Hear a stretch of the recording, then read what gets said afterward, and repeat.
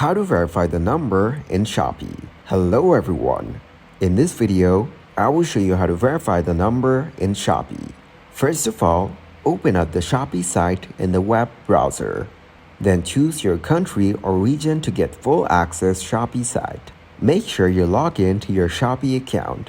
If you're not logged in, then click to log in to your account. Then click on the profile's name and go into your account. And you will find your profile details right here. Now to verify your phone number, click on the Add button beside the phone number. Then enter your phone number and hit the Next button. You will receive a verification code on your phone number. Enter the code right here.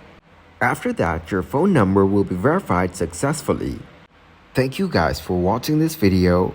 Hope you got some value. Make sure to like the video and subscribe to the channel to get notified for new videos. See you in the next one.